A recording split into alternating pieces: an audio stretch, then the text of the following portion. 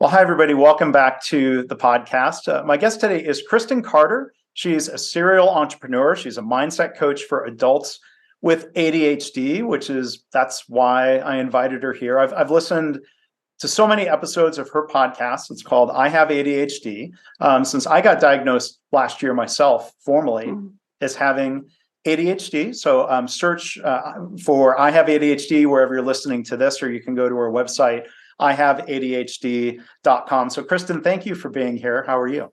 Hey, Mark. Thanks for having me. I'm very well. Thanks. Yeah, it's a cold, rainy day here in Pennsylvania, so I'm just trying to stay warm. Yeah, it's kind of a cold, snow on the ground day in southern Ohio. So pretty similar. But yeah.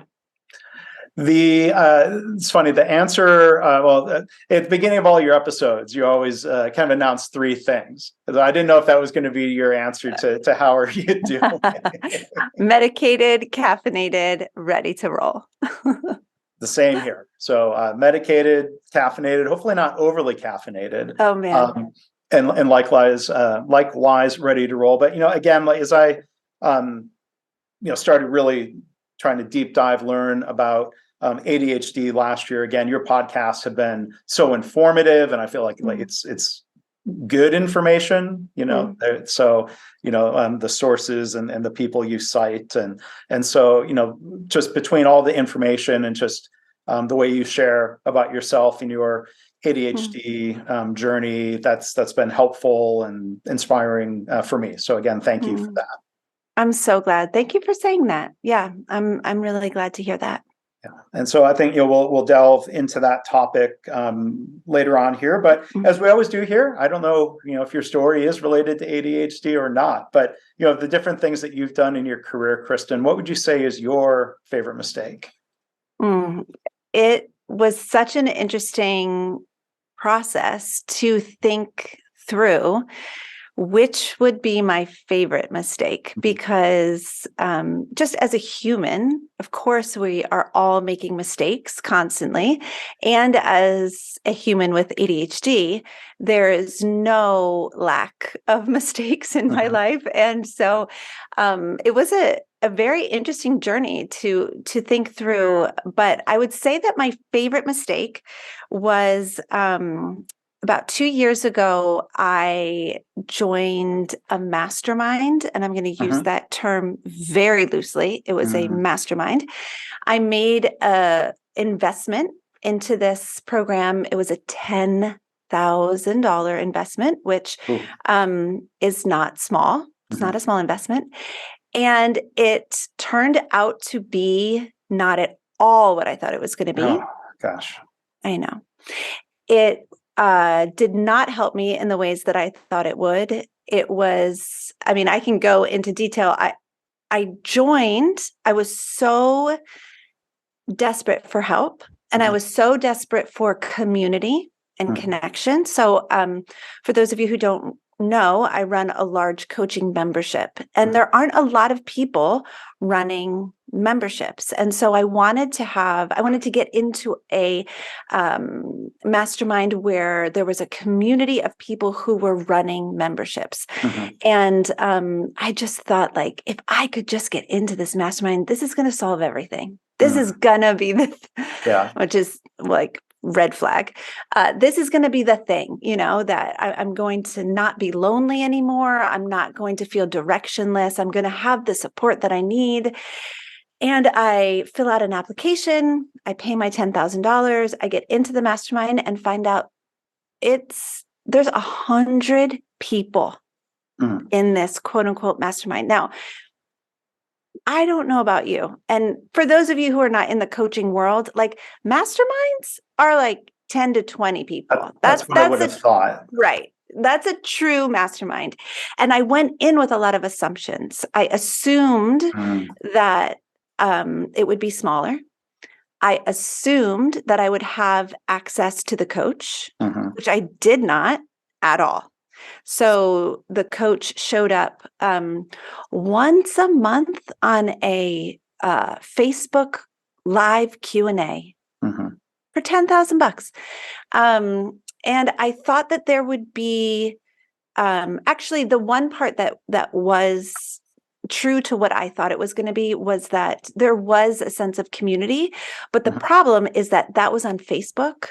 Yeah. And for anyone with ADHD, social media is just a rabbit hole, right? Mhm. So I would Right. go on during my work day because this was a work task. I would go on and try to get information or connect with the community. And then I would inevitably be distracted and Mhm. go down the Facebook rabbit hole and really not be able to like get back on board with my work. And so Right.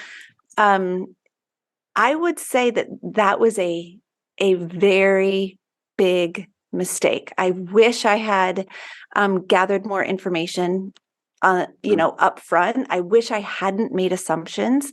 I wish that I did not trust other people to run programs the way that I run them, but I do my due diligence. I did not do that. Mm. I learned a lot, which I know we're going to talk about, but that I would say, I mean, $10,000 right down the drain is kind of how I look at it. Right down the drain. It's gone. Yeah. Well, I'm sorry to hear that. And I mean, Mm. it doesn't put the $10,000 back to say you're not the only one who's made that mistake. You're not the only one who's come on this podcast and shared a Really? similar mistake, Mm. along those lines. I was going to ask some follow-up questions. Do you think Sure. you mentioned, I mean, we can get ourselves in trouble. Mistakes are often born out of assumptions that turn out not to be true, or a lack of information, or, lack of information is filled in by assumptions. Do you think to what extent did they oversell it versus you Mm. just assumed Great differently than the question. reality? Great question. What's fascinating about this, and I would put this as like another layer of the mistake. What I tell my clients and what I usually do is I only buy from people who have helped me for free. Mm-hmm. I think that's a very good way to make an investment is if someone can help you for free, then it is usually safe to invest because most of the time their paid content is going to be even more helpful. Sure. And that did not happen with this person. I did not even take the time. I didn't take the time to let him help me for free. I was just like, I want it Mm. now. Let's go. I was very much in a place where I thought the answers were outside of me and I needed to go find someone else who had the answers. Mm-hmm. And I think that's really common for humans, Yeah. especially humans wanting to reach big goals, Mm-hmm. especially humans wanting to reach big goals who are doing it for the first time. Mm-hmm. And so I was really like, this is my first time charting this territory, navigating this territory. Someone else knows how to do this. I'm not the one who knows. So I need to go find that person. Oh, here's someone successful. Oh, they help people with memberships. Perfect. I'll just make sure that I get in their sphere Mm-hmm. and I'll just give them my money so that they can solve my problems for me rather than really believing like, okay, I actually know what I'm doing. And I actually have the capacity to answer these questions for myself. I just really need to lean in on what I already know about my clients, about my business, and about myself. Yeah. Well, I really appreciate you sharing, the story and those reflections around that. It's tough when we have that moment of realizing, did I make a mistake? I mean, did that happen? It almost sounded like it happened very early in your Yeah. membership. Did you Oh, did you explore, like, can you get out of this? Could you get a refund? I'm curious what happened to trying to process at the moment. Was it a mistake? yeah. In the first month, as I began to explore the materials, there were a lot of like training videos in a membership portal. And I am all about training videos. Like Yeah. my membership has that as well. It's great. But they were really lacking in substance. Mm-hmm. And so I would click through the videos and be like, I already know this crap. Yeah. Like literally that's what I would be like, I already know this. Like Yeah. not solving any of my immediate pain points. Mm-hmm. And then after we had our first Q&A where I was like, wait, what? Like, this is it? I mean, so my members within my focus program, I'm in there 3 hours a week. That's very different from 1 hour a month of a Q&A, right? So oh my word, I just could not compute. I was like, where's the rest of it? That's really how I felt. Wait, where's the rest of it? I don't understand.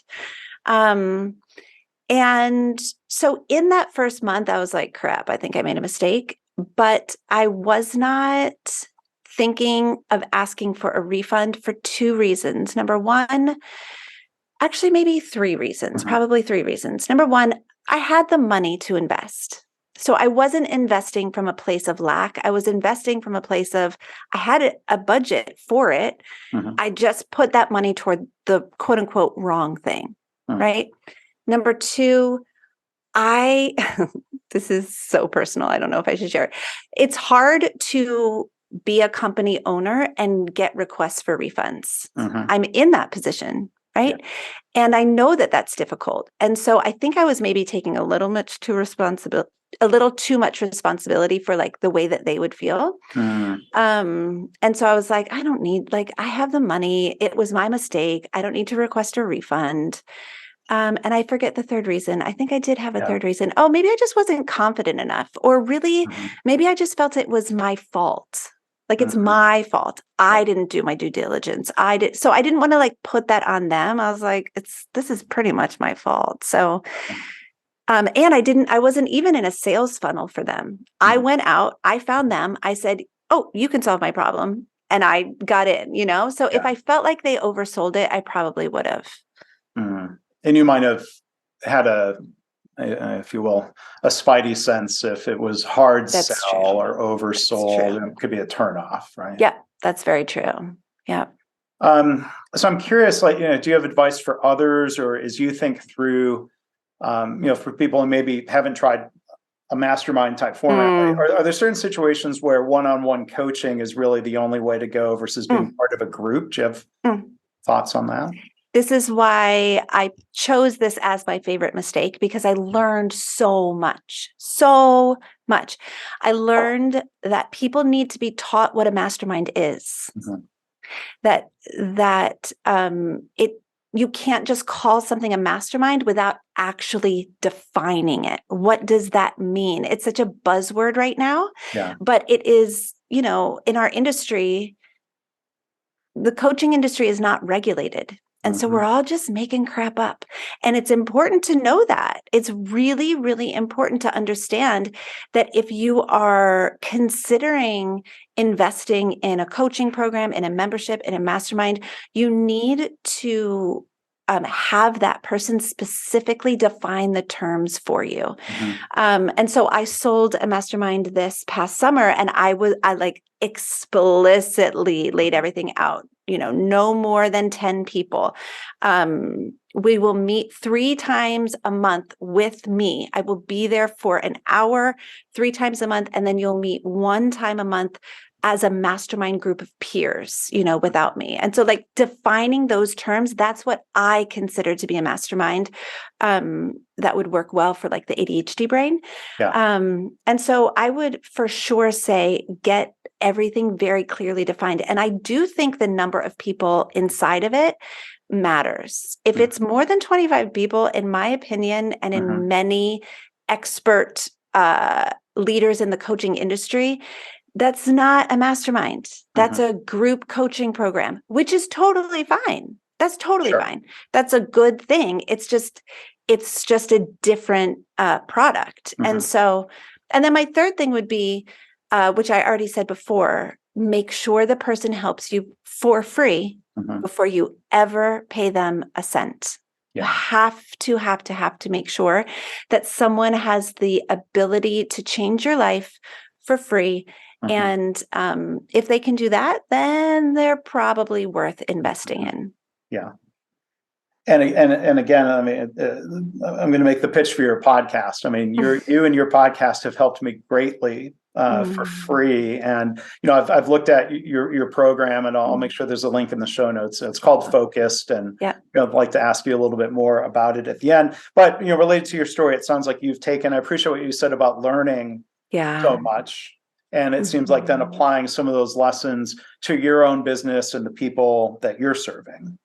Yes, absolutely. And one thing that I would actually like to add as well is that I made an intentional decision about 3 months into the mastermind to just not put any more of my time or effort into it. Oh, okay. So it's a year-long program, and I intentionally, thoughtfully made the decision, I'm not giving my time to this anymore. Yeah. That was very hard to do because of sunk cost fallacy, right? It's like, came to mind. Yes. Oh my goodness. I put so much money into this. I've already put quite a bit of time trying to get as much out of it as possible. And if I choose not to continue with it, it is really solidifying, this was a fail. This was a straight up fail. And that was a hard decision, but I literally did a cost benefit analysis. Sure. I would pay $10,000 to get out of this, to never have to think about it again, to not have to feel badly about this again, and to get rid of this on my calendar. I'd pay money to get out of it. And so then I was like, okay, well, that's important to notice. And that was really the period of time where I was able to forgive myself. This was a mistake, and it sucked. And there's loss, money loss, time loss, pride loss, there's loss, right? Right. And then also just live in the reality of it's actually better for me to let this go and move forward without it. So that was a really important part along the journey. Yeah. Well, there's so many good lessons there, and both, again, back to the economics terms of the opportunity cost of your time and mental energy is one thing, but then when you talk about forgiving yourself or showing yourself some grace, and that's one thing we try to celebrate here is we all make mistakes, and we try to find a balance of reflecting without beating ourselves up. I think it's maybe easier said than done sometimes, but at some point you have to process it maybe and move on. Yeah, for sure. And do just a quick cost benefit analysis. What is it going to cost me to keep going with this? And what are the actual benefits that I'm getting out, And when you can really look at it from that perspective, I think a lot of us would let go and just move forward. Yeah. Well, I hope listeners now are doing their own cost benefit analysis, that they will continue listening. I think they're getting a lot out of what you're saying here. And Kristen, again, thank you for telling that story. While I have you here, there are a lot of questions, I think, related to ADHD. As you lay out on your website, you've been studying this a long time. I think it's helpful when someone lays out, here are my teachers and my influencers. Yeah. And that comes through in what you share in the podcast. This is not just your ideas. You're sharing, again, from other things I've looked, in any field, there's, maybe this is a question to ask you. I'm not asking you to name names or trash another podcaster, but there are some podcasts where you feel like this seems really well informed versus another idea where well, this is just one person's opinion, and I put yours. You're sharing your experiences and thoughts and opinions, but it seems well informed. Are there mistakes? What would be mistaken information? Let me try to frame it as a question that way. If somebody's researching or learning about ADHD, what's something that if you heard it being said, that it would give you pause and say, wait a minute, I don't know if this is a good source? Oh dear. That is a really good question. I love it when people are willing to cite their sources. Yeah. I think that's really important. And I really do try to do that a lot with the podcast, which is just kind of funny because I'm popping in references to scholarly articles, from the NBHI or whatever, the National Institute of Behavioral Health. But I think that citing sources is important. There are certain things that when people say them, and I'm gonna go ahead and say it. Mhm. But there are certain things that when people say it, it does give me pause. For example, if someone is talking about the gift of having ADHD, like ADHD is actually a gift and ADHD is actually a superpower, that really gives me pause into, I stop and think,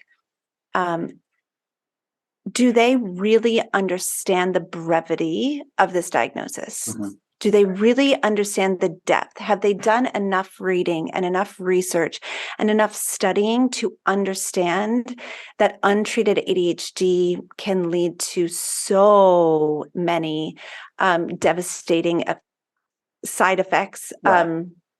including like a shortened life expectancy. So Right. like this is not something I know that there are people that want to put a positive spin. I don't think we actually need a positive spin. I think that people who are really grounded in reality can look at something like an ADHD diagnosis and know that it is something to be taken seriously, but Right. also that we can truly thrive and reach our potential beyond that diagnosis. Mhm. But I would say that that is my biggest Yeah. red flag when someone approaches the conversation about ADHD as a gift or as a superpower.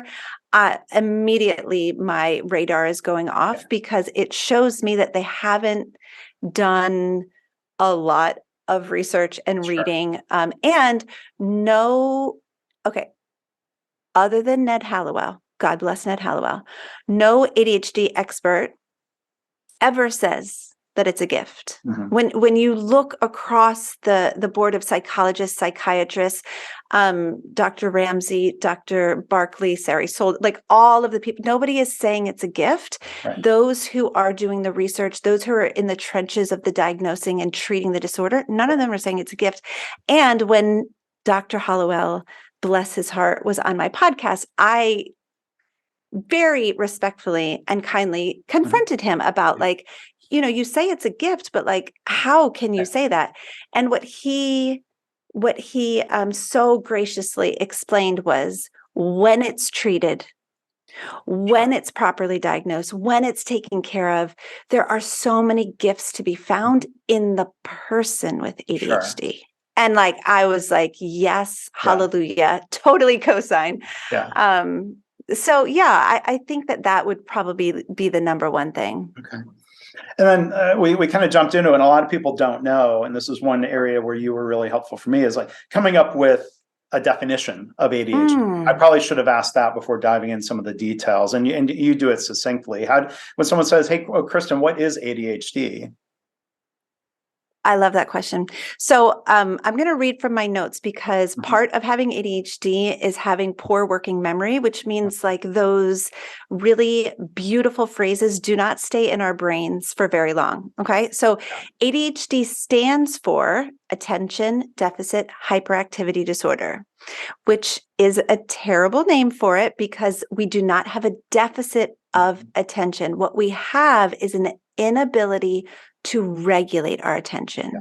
So ADHD is a disorder of regulation. We struggle to regulate our attention, our behavior, and our emotions. Yeah. And I think that that is the most like concise, succinct definition. We struggle to regulate attention, Mhm. behavior, emotions. We have just as much attention. Yeah.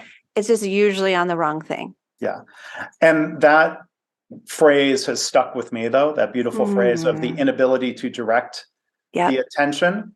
And one thing that I've learned is I finally came to grips with ADHD being something to take seriously, of that was causing problems, not like rock bottom, Yep. losing jobs, Mhm. losing relationships, crashing cars every 60 days. And, some of the symptoms or manifestations of ADHD are not, I mean, it's not at the extreme Yep. end of things, but I realized it was causing problems. One of those around attention, I've learned the difference between not wanting to pay attention and not being able to pay attention. And as I've learned, as I've gone, even with medication, it does not make boring stuff interesting.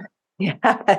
But the problems that were manifesting both professionally and sometimes personally was wanting to pay attention and really struggling with why can't I? Why am I driven to go do something else right now? Yeah. And it was hurting professional relationships to some degrees. Yeah. It didn't look, I mean, I've apologized to a lot of people of like, times where I felt like I wasn't giving attention. I was losing out. It may have come across as disrespectful, to them.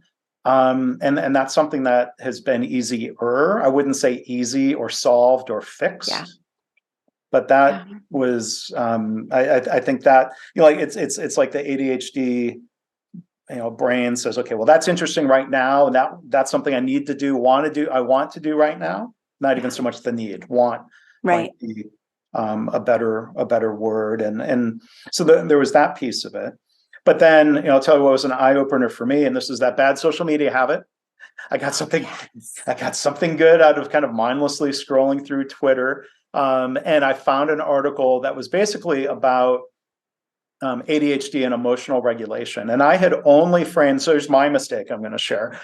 I only, feel like ADHD, attention deficit. The inability to regulate attention, my understanding, correct me or fill in some details here, is the same part of the brain that makes it hard to regulate emotional responses to things. And it was sort of similar to like, I know I want to be paying attention, but I feel like I can't. There would be that moment of, I'm firing off an angry email. Yes. I shouldn't be doing this. This is, but like that compulsion or, and it's kind of embarrassing to admit. Who likes to admit a lack of self-control? I know. But when that article and that eye opener about, okay, this is not just about attention. The emotional regulation piece is as much a thing to work on, at least for me. That was one discovery, and the mistake of not knowing that, and the mistake of not taking ADHD seriously enough. And in terms of, well, the other mistake I'll share, and I feel like I'm starting to give a TED talk. I won't do that to you, but I made the mistake of thinking I could effort my way out of it, that I needed to just care more and try harder. That didn't work. So I would love to reframe a little bit of what you're saying, because you are taking those on as your mistakes. However, I would say, like the one that you just mentioned, I thought I could effort my way out of it. I believe that we're taught as kids and adolescents in school that we're smart, but we lack motivation and effort, and you just need to try harder. And so I want to say that maybe that wasn't your mistake. Maybe that was teachers and parents and coaches and other people saying to you, listen, Mark, you're smart. Like what's going on here? You just need to try harder. You need to do better. And then we take that on, right? As our own self-talk, as our own thoughts. And then also, how in the world would you have known that emotional regulation was a part of ADHD? Sure. Because listen, nobody hands you a pamphlet when you're diagnosed with ADHD. They should. Right. I should make pamphlets. I should send them. Actually, that's a brilliant idea. We're going to put a pin on that. Right. But everyone who's diagnosed with ADHD should be told, listen, this is not a deficit of attention. You're going to have a hard time regulating your attention, regulating your behaviors, regulating your emotions. These are things we should be told, but we're not told. And so it takes scrolling through Twitter and coming across an article and saying like, oh, I never knew. So I would say that's an ADHD industry mistake, not your mistake. There you go. Well, thank you. And I've been trying to find the balance of realizing, there are things I can work on. Yeah. Without shaming. And so, trying to get out of the shame good spiral of making myself feel bad for not paying attention and for sure. Reaching out. I think the best thing I did was reaching out to a counselor, saying, hey, I need to talk about these things. And, I had a copy of Ned Hallowell's Driven from Distraction on my bookshelf for more than 20 years, and I never read it. And I forgot how it got there. But see, like I've been in denial about this for so long. But let me bring it back to you and your story a little bit, Kristen. I mean, you were diagnosed in college, but not everybody gets diagnosed as a child. I got through college or maybe, we find ways of masking or compensating for Totally. things. But if you don't mind, tell us your Sure. story of like what led you to either asking questions about this or somebody saying, "Hey, Mm. Kristen, you may be ADHD." Ironically, my answer goes back to Ned Hallowell's book, Driven to Distraction. So my dad read that when he was in his 40s. So I was like in my teens, and he subsequently was diagnosed with ADHD. And then he started to nag me about it. You have ADHD, you have ADHD. And like when you're a teenager, your dad is like, he doesn't know anything. I'm like, yeah, whatever, Dad. Yeah. But it wasn't until I was in college, I was double majoring, I was drowning, I was getting A's and F's and not much in between. I was depressed. I was like suffering from disordered eating. I had high anxiety. I mean, it was not good. And I finally called my mom and said, Dad's been talking to me about ADHD. I think I'm finally ready to like go see if that's what this is. It was a very brief evaluation. Now I understand that like it was the dude that diagnosed my dad. And I think he already had it in my mind that I had it. I mean, luckily I do have ADHD, but like it probably wasn't super legit evaluation. But he was like, yep, you meet the criteria, gave me medication. And I like the medication for me was so helpful. It's exactly what I needed to kind of snap me out of the pit that I was in. And the next semester, my grades went on the fridge.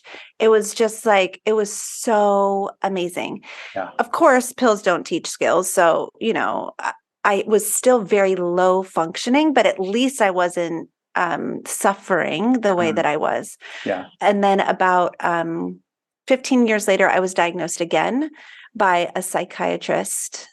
And yeah, it was just kind of a confirmation of the diagnosis. Yeah. And it's tough because it seems like what I went through and what others have gone through, it's based on surveys and behaviors and how certain things happening. There's no brain scan.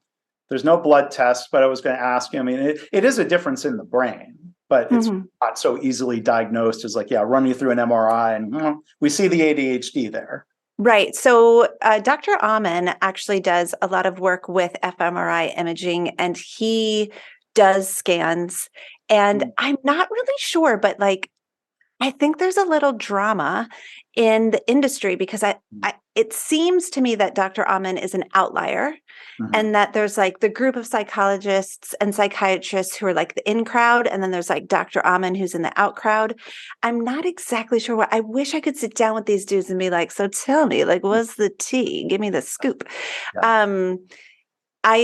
So I do know that he does do certain brain scans. And like the frontal lobe will likely look a little bit different, but I think what is very hard is does it look different because of ADHD? Does it look different because of developmental trauma? Does it look different because, I think there could be a number of factors. So if there was a blood test that showed like this genetic mutation or whatever, that would be super convenient.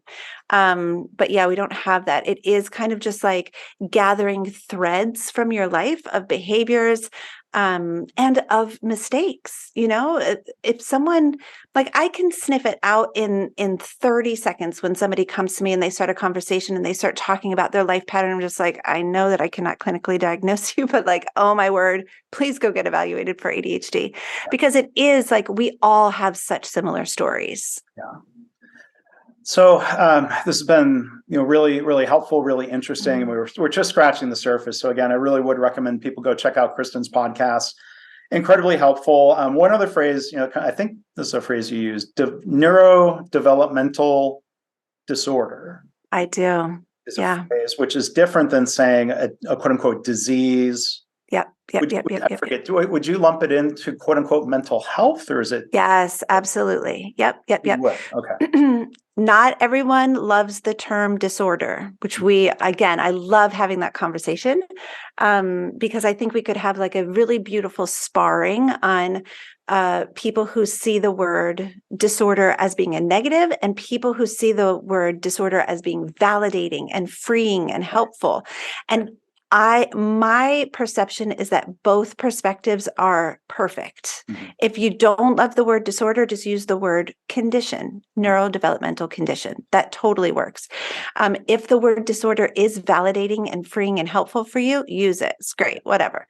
But yes, neurodevelopmental. So that refers to, it's in the brain and it's a developmental disorder, meaning it has impaired the way that you develop. So some fun facts about ADHD: people with ADHD are about 30% behind developmentally.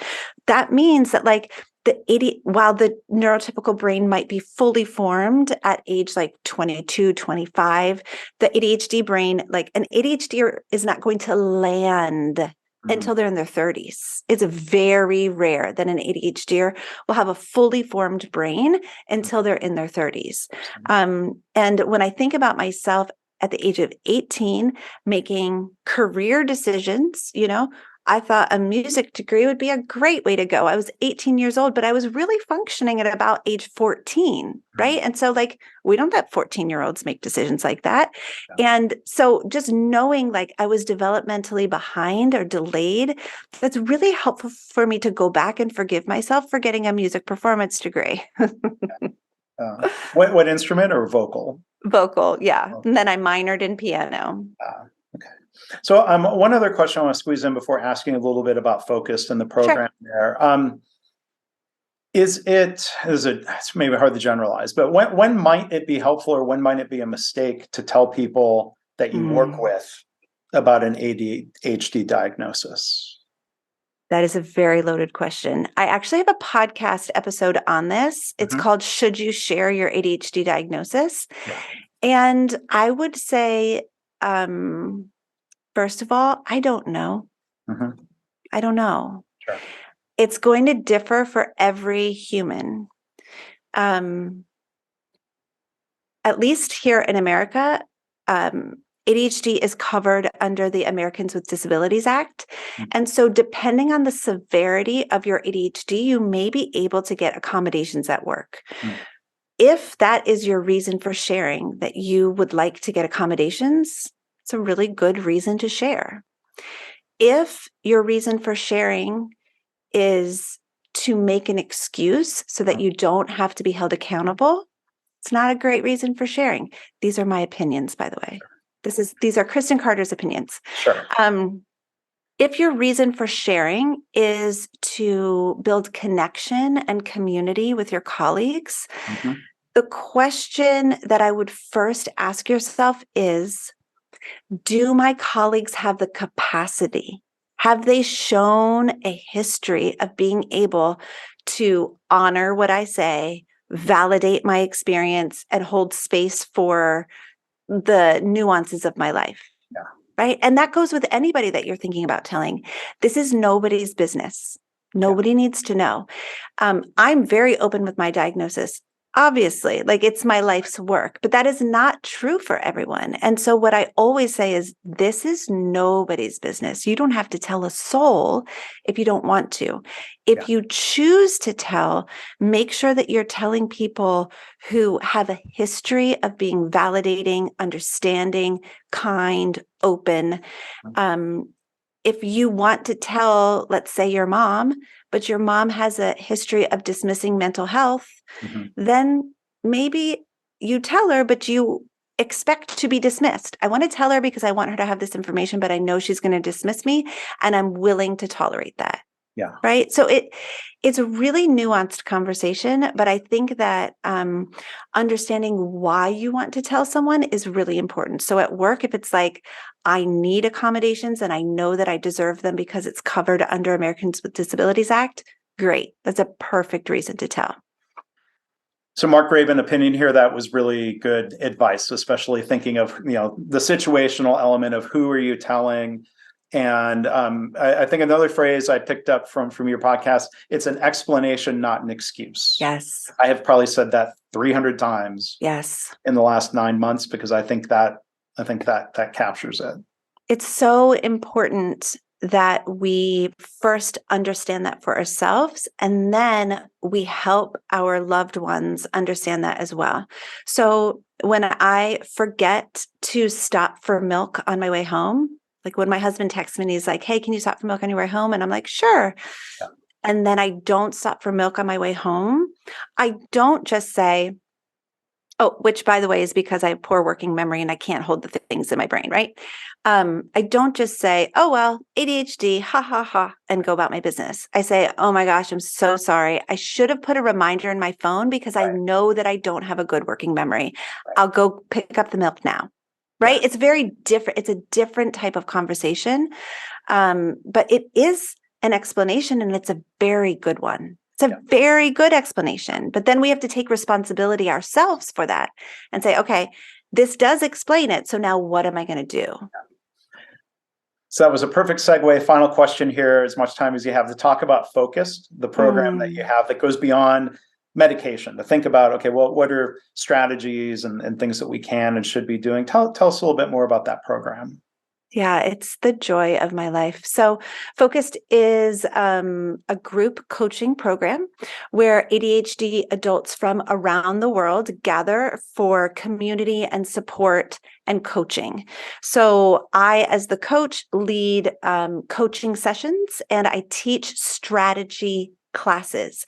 However, I am not the tips and tricks person. In my opinion, tips and tricks are all Googleable, and you shouldn't pay me for tips and tricks that you can Google, right? And so what I teach in my coaching program is how to accept yourself and your ADHD, how to let go of shame and regret from past mistakes, how to be persistent in going after your goals, even when it's hard, even when they're not exciting, even when you don't want to do it anymore, how to engage with your finances, even though you feel like you've made millions of mistakes with your finances. So the approach that I take is a very what I like to say, I practice causal coaching. So I don't do accountability coaching, which is like, let's break it down and make a plan and then I'll hold you accountable. What I practice is causal coaching, which is let's get to the root cause of why you're not doing that thing that you know you want to do. Why aren't you doing it? Let's figure it out. And let me coach you on all of that drama so that you can hold yourself accountable because you are smart and you know exactly what to do. Nobody comes into Focused being like, I don't know what to do. Everyone knows what to do. They're just so pissed that they can't make themselves do it. It's like, why can't I just make myself do the thing that I know I should be doing? And so that's where an expert coach comes in and helps you to decipher and determine, okay, let's uncover that. Let's unpack that. Why aren't you doing it? Spoiler alert, most of the time it's an emotion. Yeah. Most of the time it's shame or regret or defeat or self-judgment or self-loathing. Most of the time it's one of those emotions that we've never been taught how to feel and process. And so a big part of our working together is me holding up a mirror and saying like, here's what's going on. So that you can see that reflected back to you and then teaching you how to process your emotions, which we are all deficient in. Every single ADHDer so deficient in recognizing emotions, naming emotions, processing emotions, soothing emotions, regulating emotions, all of that. And I have a whole course on that, but really, I would say like the crux of the program is that because our emotions fuel our actions. So if we're not taking the action that we know we should be taking, then we need to look at the emotion and say, what am I feeling? Or what am I not willing to feel? That's a long explanation. Yeah. I don't know. It's so fun. I love it so much. A good explanation, and the website spells out, very clearly what it is, what it isn't, what it's about. So I hope people will go check that out. I have ADHD.com. We've been joined here by Kristen Carder. Her podcast again is I Have ADHD, and again, I'm so glad to be able to, like, it's weird. Like, I've listened to your voice for many, many hours and never been able to interact with you. So the next time I'm listening to an episode, I'm gonna have to try not to jump in and ask you a question. But Kristen, Thank you for all of that. And thank you for giving your time and your story and your insights here today. It was my pleasure, Mark. Thanks. It's been fun for me too. I'm so glad we got to meet.